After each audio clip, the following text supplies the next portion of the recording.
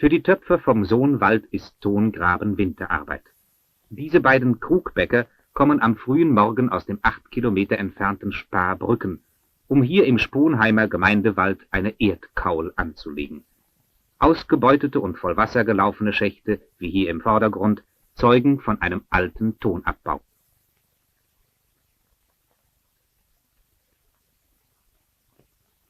An einer neu angelegten Grube, in der schon weiße Topferde gefördert und auf dem Tonbett aufgeschüttet wird, halten die beiden an, um zu sehen, wie tief hier der Ton liegt. Nicht weit davon befindet sich der Platz für die eigene Grube.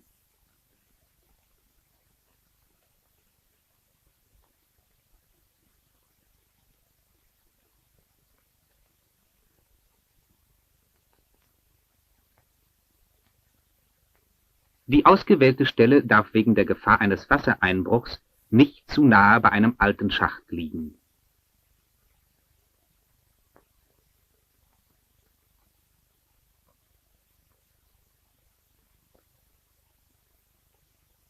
Die Weite des Schachtes wird 1,20 Meter betragen.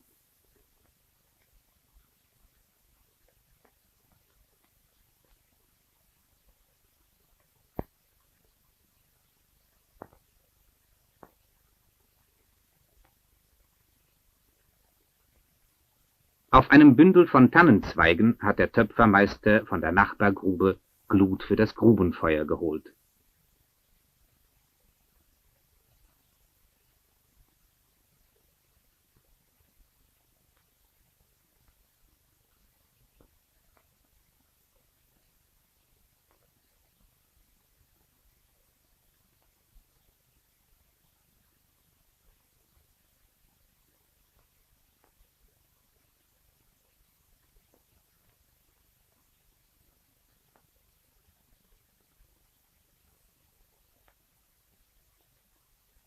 Da, wo der Schacht nun knietief niedergebracht ist, befand sich früher einmal das Tonbett einer längst eingesunkenen Grube.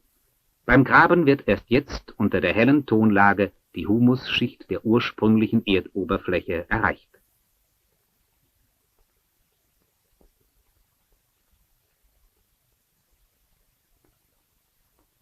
In der Wärme des Feuers macht der Töpfer die Haselruten geschmeidig, aus denen er Bindegärten herstellt.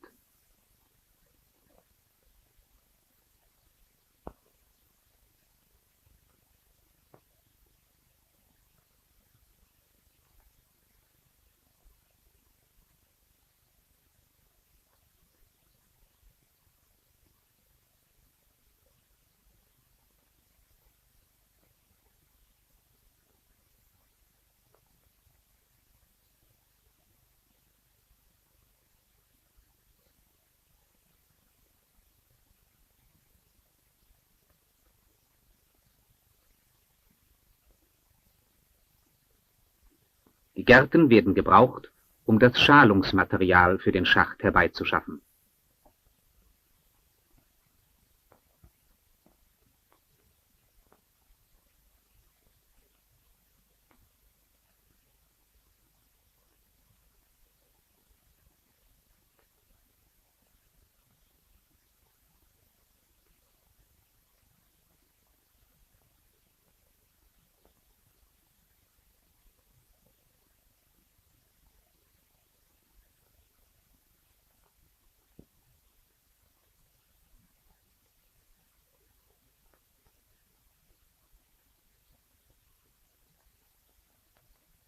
Zum Verbinden der Erdkaul, das heißt zum Auskleiden der Grube, verwendet man Weißbuchenstangen, die der Töpfer am Waldrand schlägt.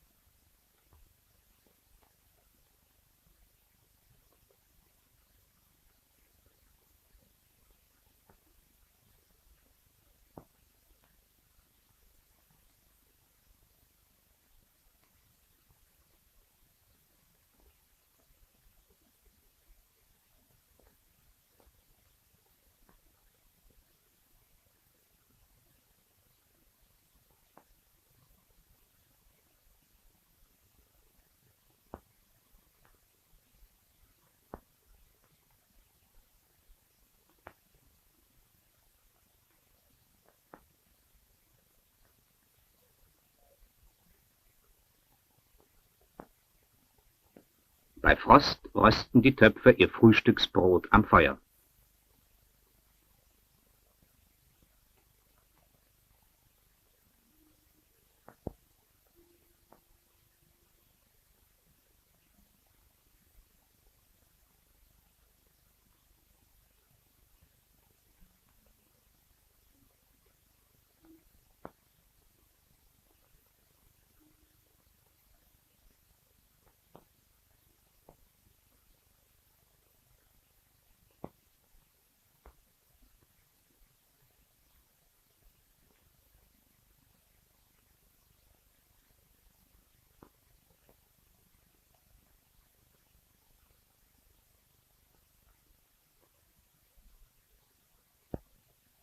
Der Schacht ist bereits mannstief vorgetrieben. Jetzt muss die Dreh- oder die Grubenhaspel aufgestellt werden. Rechts und links neben der Schachtöffnung gräbt der Töpfermeister die Standlöcher für die beiden Pfosten.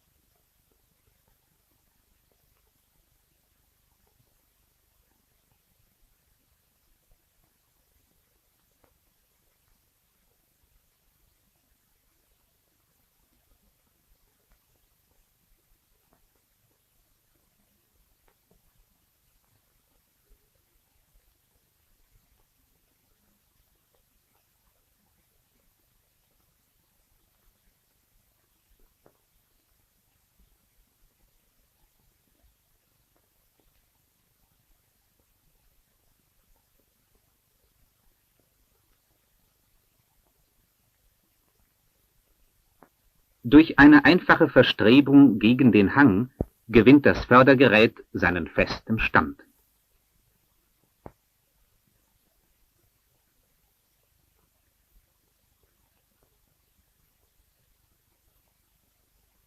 Mit 2 Dielen wird am Schachtrand der Platz befestigt, auf den die hochgewundenen Körbe niedergesetzt und vom Grubenseil abgehakt werden können.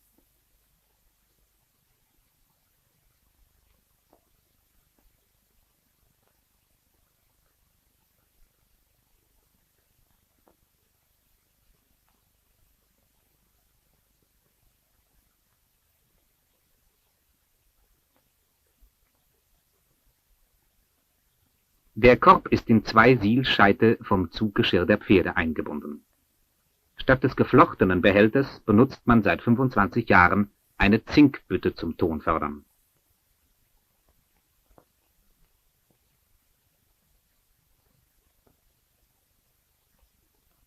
Nun kann der Schacht mit Hilfe der Haspel weiter ausgeräumt werden.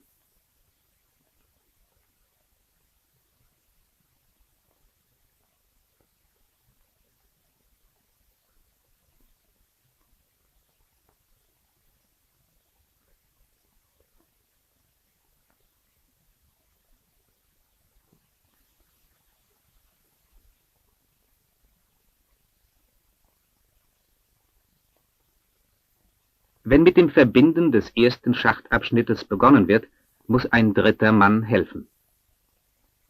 Der Töpfermeister reicht die Buchenstangen mit den dicken Enden zuerst an. Die Stämmchen werden beim Einziehen ringartig in den Schacht hineingebogen, so dass sie sich wie Reifen gegen die Wandung pressen.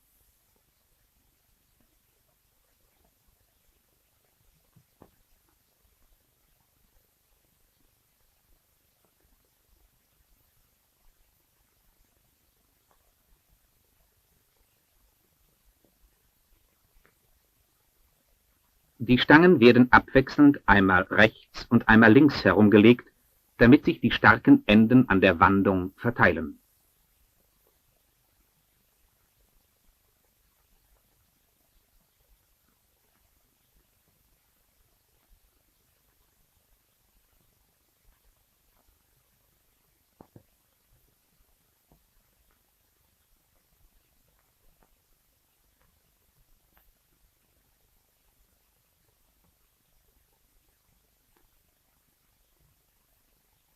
Die dicht nebeneinander gesetzten Buchenreifen geben dem Schacht einen ausreichenden Schutz gegen hereinbrechendes Erdreich.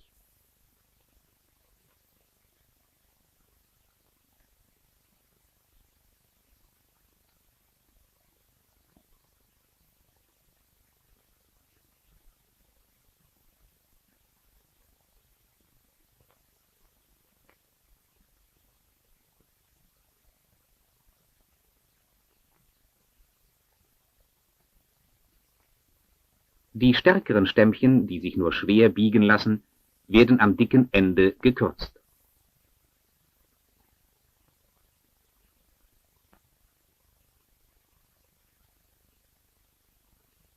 Die Verkleidung endet ungefähr 50 cm über dem Schachtboden. Die Reifen würden sonst beim tiefer Graben hindern.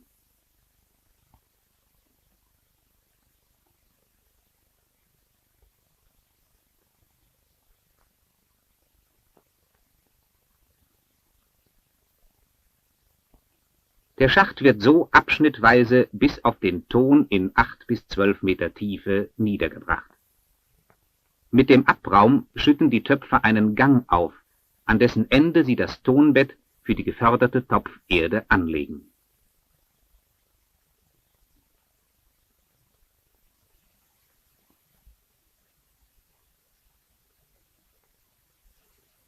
Diese Grube ist fertig ausgebaut. Auf der Hangseite führt der Gang zum Tonbett, wo bereits eine große Menge geförderten Tons lagert.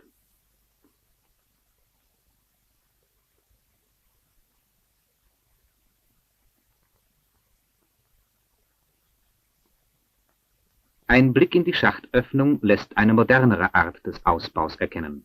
Rings an der Wandung sind lange Bohlen senkrecht hinabgelassen, die in Abständen von 2 Metern durch Eisenreifen gehalten werden.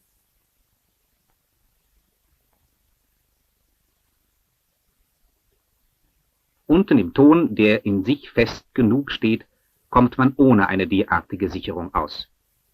Der Schacht erweitert sich hier glockenartig bis auf eine Weite von 2 bis 3 Metern.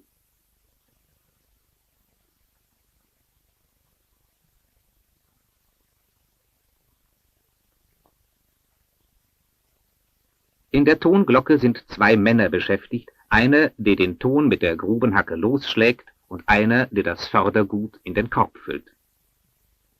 Sie sind gerade dabei, den unteren Teil der Glocke zu erweitern. Hier lässt sich der Ton in großen Klumpen herausbrechen. Die Glockenweite wird bestimmt von der Mächtigkeit der in Schichten anstehenden Tonsorten, welche die Töpfer in einem bestimmten Mengenverhältnis zur Herstellung ihrer Ware brauchen.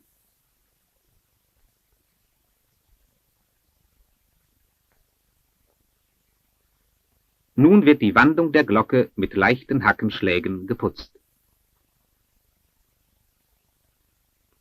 Die Schlagstriemen weisen schräg nach oben und lassen die konische Form des Ausbaus erkennen.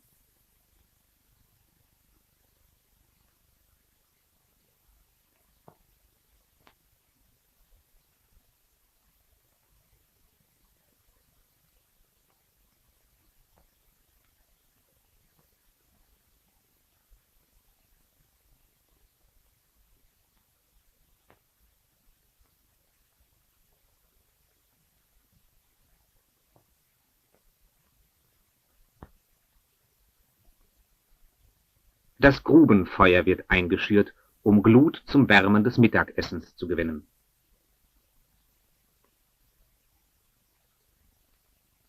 Der Schacht liegt unterhalb einer mit Strauchwerk bewachsenen Böschung. Die Wurzeln halten die Erde fest und bilden eine zusätzliche Sicherung.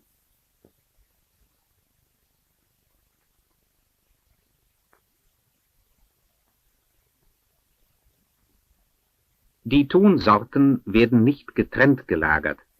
Magerer, halbfetter und fetter Ton oder, wie die Töpfer sagen, Plätzerd, Liecherd und Fräterd vermischen sich beim Ausschütten auf dem Tonbett im vorgesehenen Verhältnis.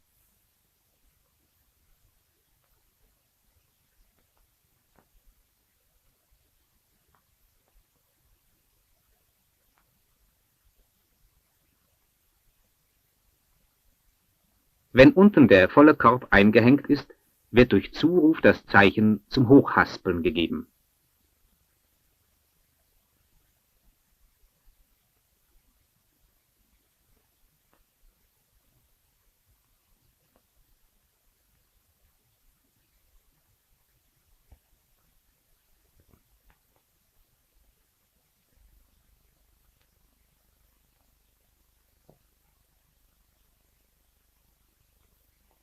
Beim Ablassen des leeren Korbes wird die Haspelwelle mit einem krumm gewachsenen Aststück gebremst, das an der Verstrebung befestigt ist.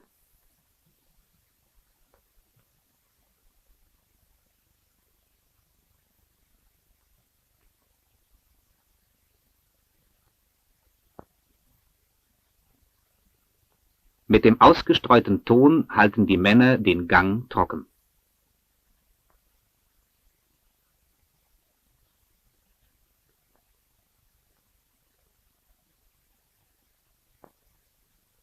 Für das Mittagessen wird ein in Papier gehülltes Stück Fleisch in die Glut eingescharrt.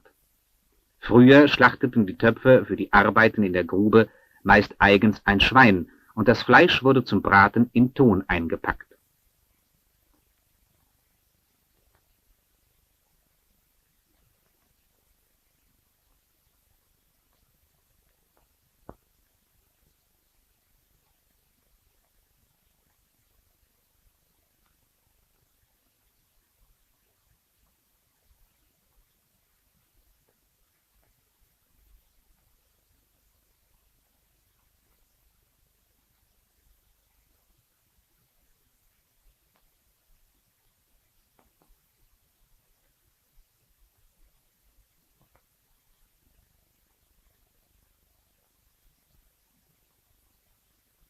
Unten in der Glocke geht nun der Abbau in die Tiefe weiter.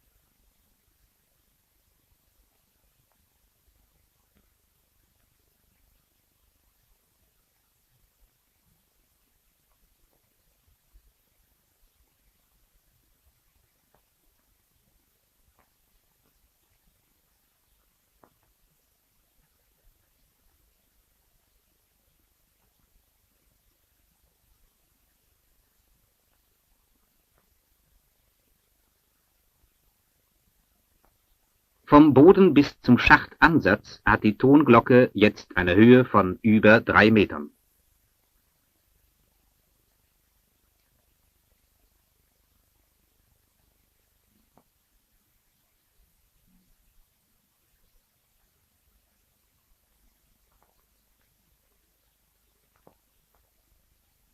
Zum Mittagessen fahren die Männer aus.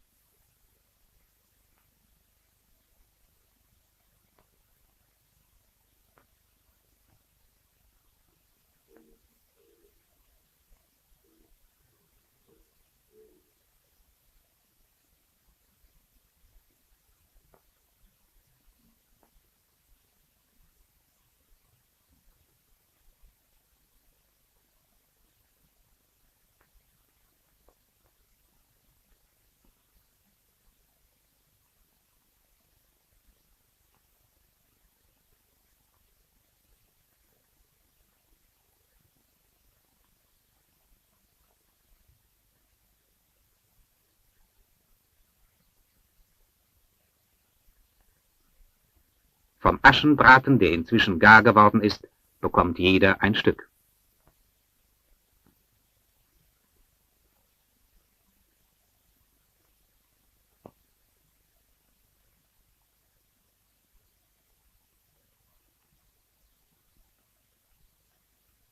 Auch der Apfelwein im Krug wurde an der Glut gewärmt.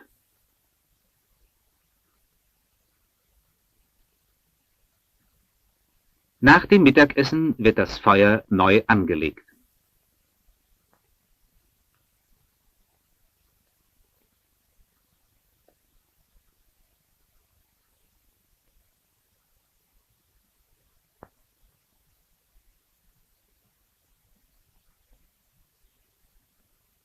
In der Grube beginnen die Männer nun mit dem Ausbau der ersten Kammern. An der Wand der Schachtglocke zeichnen sich schon die Umrisse des gewölbten Stollens ab, der seitlich in den Ton hineingetrieben wird.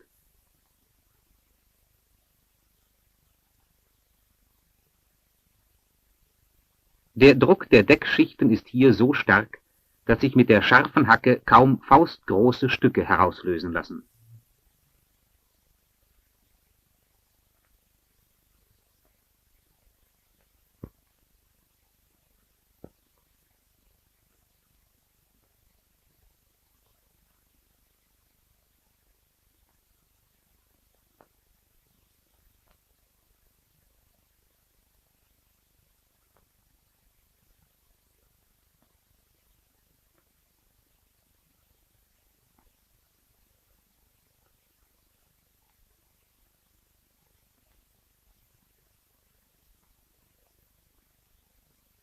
Kammerwände und Decke werden sauber ausgehauen.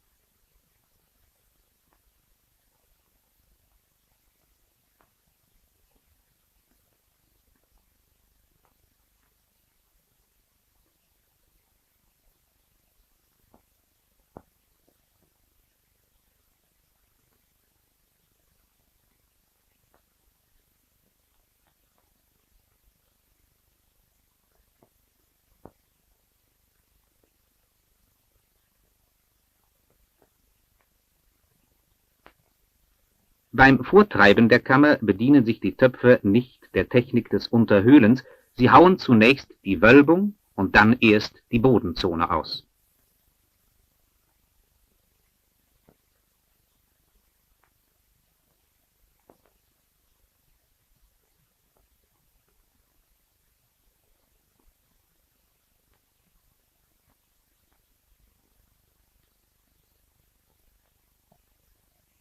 Der fertig ausgebaute Stollen erreicht eine Länge von 4 Metern. In der Regel werden von der Schachtglocke aus 4 solche Seitenkammern gegraben, die sich kreuzförmig gegenüberstehen.